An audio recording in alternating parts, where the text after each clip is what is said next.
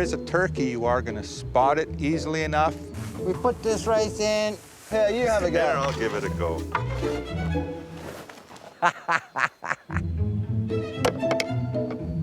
A little bit of butter never hurt anybody. Look at this, Daniel. Woo!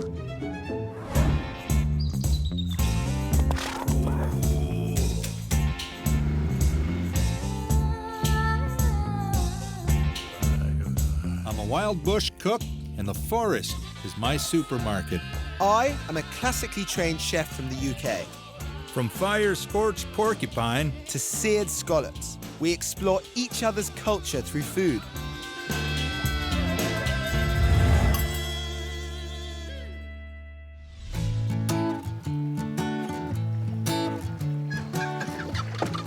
How come you're not helping paddle here? I'm busy cooling with this box you gave me. Jeez, I'm doing all the work. Dan, you What know are we doing? What are we doing? Duck hunting? We're in the middle of a lake art. What is this thing? that box you have is a turkey call. Well, there's mallard there. I seem to be attracting mallard. Why are we on the middle of a lake hunting turkey? What's wrong with you? Because we're at Curve Lake First Nation, and they're known to have the best wild turkeys around. This lake is surrounded by land. Turkeys are on this land. Let's go Well, hunt. it's a shame we're not after ducks, Art, but I'll believe you. Turkey hunting, Curve Lake First Nation, yeah! Cut that out. We were invited to hunt wild turkey at Curve Lake First Nation in Ontario, Canada. And since it's something I always wanted to try, I couldn't turn down the offer from my Anishinaabe friends. Corey Kinsella offered to be our guide.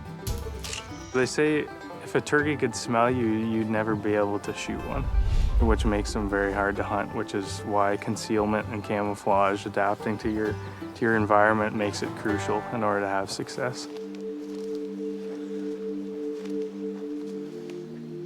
Creeping into the woods at dawn is something I love, regardless of what the quarry is. Here we are. So I'm gonna put my decoy out here somewhere.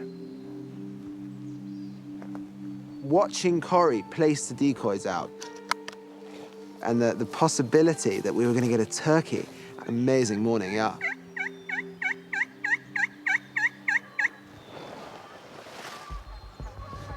Bringing in the geese. Wrong call. Coming straight at us. Take them right now. It was nice to be out there, and it was a first for both of us. They're probably thinking, who are those idiots in camo over there?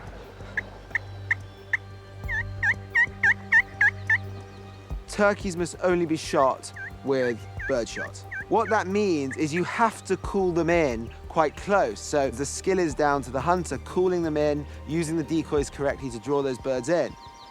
Okay, guys, so I think the birds have actually moved away from us, so I think we're gonna call it here and try a different location.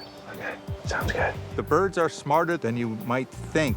They have really good eyesight, they have good hearing, and they can hide, they can camouflage themselves. Where do you want to set up? We'll go down to the bottom corner here. There's a nice pile of rock. This is much better. You can't ask for better conditions. You can't ask for better terrain. Here we're in the woodlands, and so it's almost like parkland. You can see quite a distance. If there is a turkey, you are going to spot it easily enough, so it's like a stroll in the park. Sounded like a knife. Is he writing his name in it?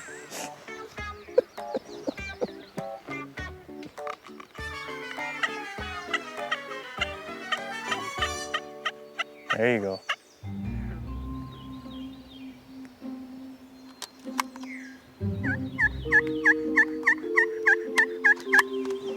Any moment now, 20 pounds of prime protein could come gobbling along. So I don't want you asleep, Art. I just love being out here. And if we get a burn, I'll be even happier.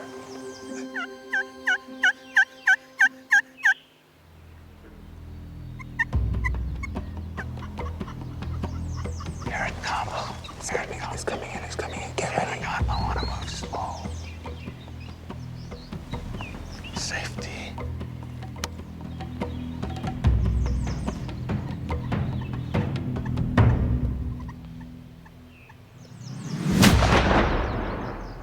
Yes. Woo! Well done. Well done, Art. Well, there's dinner. Great job. Look at this. Fantastic. And how about the Good wings? looking bird. Nice Look at, wings. look on at him. those wings. Wow, what a beautiful creature. Nice tail fan on him too. Spectacular, isn't it? Well, that's all well and good, boys, but we got something to do here. Here's a little bit of real tobacco. Miigwech. Danny. Thank you. Miigwech, Mrs. Miigwech. Well, can we pluck at your truck? Let's do it. Carry him out. I'm looking forward to cooking this. I was getting worried. Me too. So was I. I thought we were gonna have a plate full of green stuff.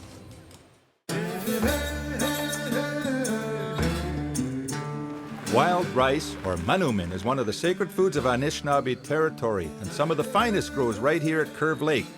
James Wheatung, a grassroots innovator, owns and operates Black Duck Wild Rice. He agreed to show us both the old ways and more modern ways of processing this valuable food source. I've been involved with rice from when I was a very young child. One of my first memories is my uncle bringing some wild rice home and we were dancing on it. Traditionally, that's what we would do. We'd dance on the rice with mogsins. Can we have a look around and see this? Sure, we'll start up here. All right. I'm glad you guys made it. How was the journey? Terrible, he got lost. That's a hell of a pot there. Hi. This is my son-in-law, Dan. Reuben. Good to meet you, Ruben. Ruben Art, pleased to meet you. Pleased to meet you. Wow. That is a serious pot. Who cares about wild rice? I want to cook something in that cauldron. We put this rice in, we went out and gathered it, cured it for up to 10 days. Now, we're gonna roast it. This is one of those old missionary cooking pots, isn't it? Well, yeah, there's been a few missionaries cooked in it. May I have a go? Sure. With your, look at that. If you're gonna stir a pot, use a paddle. You gotta keep Well, stirring. make sure it's a paddle without any varnish or anything Ready on it, varnish, too. yeah. Keep this rice moving on the keep it off the bottom because it'll pop. How am I doing, sir? You're doing good. Here, you have a There, go. I'll give it a go. Do you eat this rice every day? Practically every day, yeah. And what's your favorite way to cook it? With water and heat. Now take note, Art, you're gonna be cooking this, and our expert here recommends water and heat. I'll take a turn. All right. Now the thing is, your rice is the best rice in Canada, and that's a well-known fact, isn't it? Oh, yeah, everybody knows that. Yeah, I thought so. But surely you don't provide that quantity of rice just in this pot. There must be another bigger, more industrial way of producing it. Oh, grasshopper. Yes, we have other methods of doing this. This is the old-fashioned method. I see. And traditionally, we'd have dug a hole in the ground and lined it with a hide or a cloth and made a little stand that we would stand up and dance on the rice. So that's what we're going to do next. Do I just get straight in? No. We got to take the fire out. I'm gotta willing put to the fire- jump in. Well, and then you got to put on mogsins. Oh, I see. A pair of moccasins. What you're trying to do is you're trying to rub the seeds between your mogsin and the pot and break off the seed. So no jigging. We're You doing can the jig if grind. you want to, but you got to have style. You're gonna do it with style. Well, look at all these lovely mogsins in here. Yeah. Moxinan. So we make it done real fast. Like, this is for manpower. I never played footsies with 3 other guys before. Me neither.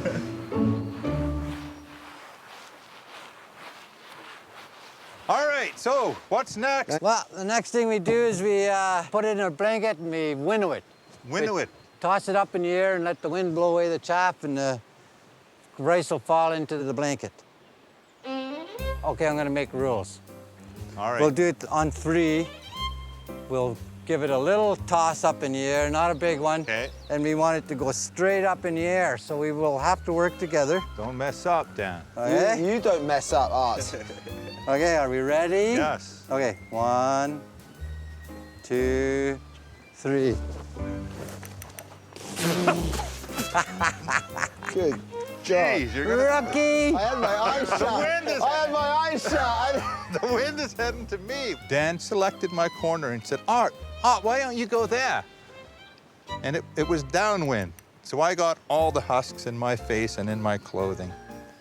He didn't have any on him. You know, I'm not an idiot. I understood roughly what was going to happen. You know, I stood upwind. 3. You gotta watch it. You guys are gonna, and I'm gonna get mad if you spill it. 1, 2, 3. Oh, yeah. Nice catch, nice catch. Well done, Art. We'll just dump this back in here. We didn't waste too much, I hope, James. I'll check the ground over there. You're covered, Art. Yeah, I know. I got some funny places. I'm pretty darn sure when I go home tonight and undress, there's gonna be wild rice husks in my sheet falling out of my underwear. Wow, what is this? This is the machinery end of my deal. See, this is the dancing and the roasting, but on a grand scale. Well, I don't know about grand, because it always breaks down, and I don't feel it's grand. He showed us a machine that he designed that roasts the rice while helping to loosen some of the husk around each kernel. Turns it around the other way and it comes back out, so it makes it easier for the next step. Well, here we go over to the dancing machine. The dancing machine, I like the sound of that. Well, we got rid of the dancer, we got rid of the roaster, but we still wanted to keep in touch with our past, so me and my daughters and my granddaughters painted our footprints on the dancing machine. Love it. So, here it is. I'll give you a little demonstration if you want. Okay. Stand back from that stuff, because it's dangerous. Here we go. I see he has a good safety barrier. When you're somewhere where you don't want to touch anything because you think you might lose a hand or might get electrocuted, you know, you sort of have to be a bit careful. So, the rice goes in here, comes out down here. You can see it. Oh yeah, it's coming out now. Oh, it is You can see coming it out, pouring yeah. out down here. Down at the other end, this magical machine, And this is what it looks like. comes some wild rice and it's almost ready. There's only one step left. Now, it does look kind of clean, but there's a little bit of chaff and dust in there. We'll go out to the winnowing machine and finish it off. So if you could just plug in that cord over there, Yeah. and I'll start pouring it through. I'm scared to plug anything in around here, I Well, tell you. don't blame I feel you. like something's gonna blow up. He sticks something into a big vertical pipe with a hole in it. Any rice? Oh, the bag is starting to fill. Hey, it's frickin' raining. And out the top shoots all of this loose husk. It's all over me, it's everywhere. And out the bottom is pure wild rice. This is now the finished product. Now the finished product. And there it is. Holy smokes, and this we get to cook with. Curve Lake First Nation sits in the middle of cottage country, which has surrounded the community. But luckily, the band council loaned us a private lakeside property where we could cook outdoors. Just my style, and I don't need Dan's fancy utensils. Good Lord, you're doing that quite well. You've done that Grab before. an armload of wood there. There we go. How about that? That'll do. Come on, grab a couple pieces. What am I, the donkey now? You remember how to make a feather stick? Now, did you remember to bring matches, Art? There we go. Doesn't take long, does it? Really doesn't. Well, we got beautiful ingredients. Look at that bird. Can I just cut off a bit of breast and cook it before you let loose with the rest and absolutely destroy it? What are you doing with that? Just singe it a little. Oh, no. Art, please. Really? No, Art, no. I just want to get the those, ash. those little feathers. I thought he was gonna destroy this dish. You and Fires, anything you have, you want to stick it in there and burn. You can hear those feathers singeing. What is this with singeing everything? He wants to singe everything. You said you wanted a breast, I'll give you a breast. Let's break this So down. you like to take the legs off first. You don't like to take the breasts off first, so you get a nice stable platform. That's what we do with moose. Why would turkey be any different? No, I think, how many breasts do you get on a moose normally? What about the moose wings? Do you do the same with them or not? Make sure you get everything off, get the tenderloins off. Are you coaching me? Yes. It's always a mixture. Dan helps and Dan hinders. Are you ready? Are you ready? My first time cooking wild turkey. Well, slap it on there. Just don't catch it on fire since you smothered it with oil. That's a good point. I'm gonna get going on the stock. All Love right, it, let's yeah. get these in the pot. Nice, big, hearty pieces. Wonderful. Now we're cooking. A little bit of butter never hurt anybody, right? Very good. There we go. Oil and butter. Fry them up. That's the secret to stew. Get a little bit of caramelization happening, bring up more flavor. Listen, caramelization. This is technical stuff, Art. Throw this in the stock, please. Thank you, Daniel. You've been paying attention to our lessons, haven't you? That's What fast. lessons? All I get from you is grief and criticism. Sometimes you encourage people by knocking them down, so you get them to a stage where they can leap up high.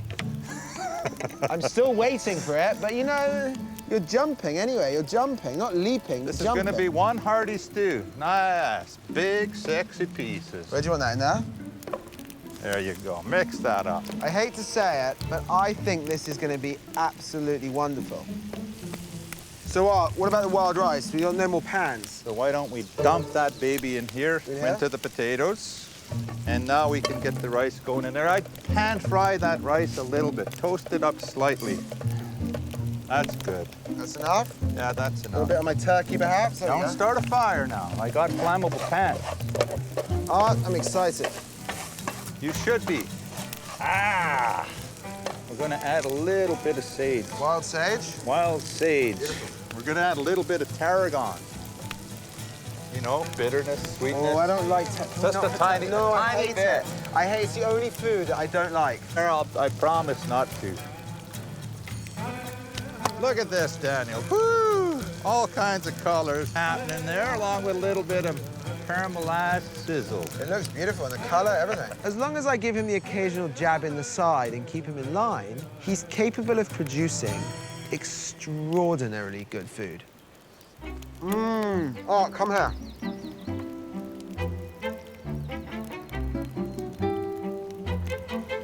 That is damn good turkey. It's absolutely exquisite, isn't it? That's my first taste of wild turkey, and I can't tell you how amazing that is. The stew is pretty much ready. Yep. You can't have a stew without bannock, and the people are arriving already. We're gonna have to do this really fast. I Okay. would suggest bannock on the stick or fry some in the pan, whatever. Let's just do this. Forget those measuring things. Stick some in. Oh, nice. I like your stuff. How about some Vancouver Island sea salt? Then we need liquid. Water. Maybe you could sharpen the tips of those willows there.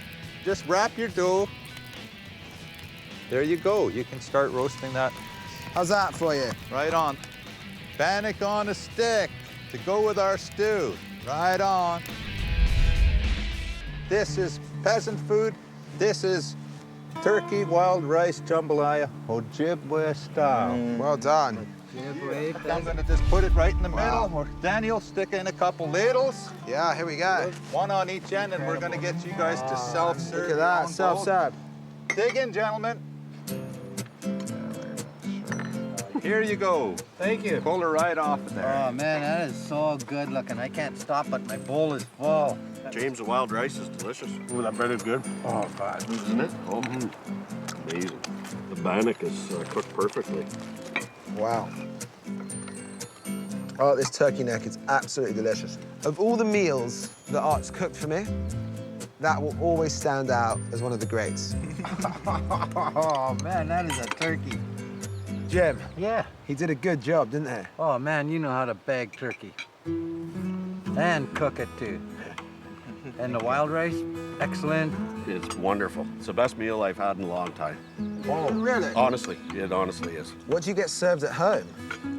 My wife's a good cook, but Now, easy, careful. I think it is great to be able to go out there and use the land as gathering the rice and actually also value the foods, you know, and value the land. Awesome. Now, what did you think of the food? The food in general was great. What he's going to say is this particular meal was horrendous. The food in the territory is wonderful. You know, we're in cottage country. I know it's frickin' boats everywhere, but it's been one hell of a good time. This was a good meal. I'm glad I got to spend some time with you guys and some time on your territory. Here's to the food of the land. Cheers. everybody. Salud. Salud. Yes. Great meal. Did I say that right? Good. Turned out okay, I'd say. It was delicious and a huge, huge success. It went very well. Well, thank you for talking me out of that tarragon. I just realized that fancy white man style of cooking is not really my thing, is it? Cooking over a fire, that's what you're good at. Stay with the things you're good at doing. I thought you just wanted me to fail, but I see now you actually were helping me out. You don't need help failing half the time, I can assure you. Hold on, man. Jeez. Should we put that down to a big success? I'd say it was a damn good day and a good trip. Fantastic trip.